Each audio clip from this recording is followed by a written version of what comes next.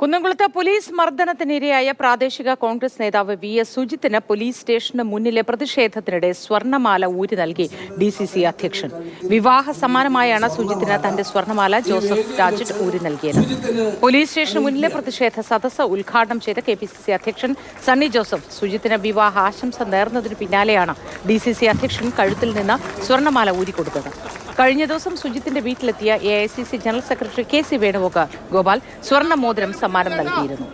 അടുത്ത 15-നാണ് സുജിത്തിന്റെ വിവാഹം. പൊള്ളുന്ന വിലയിൽ കല്യാണത്തിന് സ്വർണത്തെക്കുറിച്ച് ആലോചിച്ചു പോലും ഇല്ലായിരുന്നു എന്ന് സുജിത്ത് മാതൃഭൂമി ന്യൂസിനോട് പറഞ്ഞു. സുജിത്തിന്റെ വിവാഹത്തിന് ഒരു മാല സമ്മാനമായി നൽകാൻ ഡി.സി.സി തീരുമാനിച്ചതാണെന്നും അത് വൈകണ്ട എന്ന് കരുതിയാണ് സ്വന്തം മാല സമ്മാനമായി നൽകിയതെന്നും ഡി.സി.സി പ്രസിഡന്റ് ജോസഫ് ടാജറ്റും പ്രതികരിച്ചു. തീർച്ചയായിട്ടും വളരെയധികം സന്തോഷമാണ്. കാരണം സ്വർണം എൻ്റെ കല്യാണത്തെ സംബന്ധിച്ചിട്ട് വളരെ കുറവുണ്ടായിരുന്നുള്ളൂ. ഇതിപ്പോൾ നേതാക്കന്മാർ തന്നിട്ട് കൂടിയെന്ന് തന്നെ പറയാം. ഞാൻ സ്വർണത്തിൽ അധികം നമ്മൾ കോൺസെൻട്രേറ്റ് ചെയ്തിട്ടുണ്ടായിരുന്നില്ല. വളരെ സാമ്പത്തിക പിന്നോക്കായ കാരണം അതും അങ്ങനെയായിരുന്നു. പക്ഷേ ഇത് വളരെയധികം കൂടിപ്പോയി തുടങ്ങിയപ്പോൾ കെ.സി. വേണുഗോപാലായിരുന്നു തന്നിട്ടുണ്ടായിരുന്നത്, മോതിരം തന്നിട്ടുണ്ടായിരുന്നത്. ഇപ്പോൾ പ്രസിഡന്റ് മാല തന്നിട്ടുണ്ട്. അങ്ങനെ 15-ാം തീയതി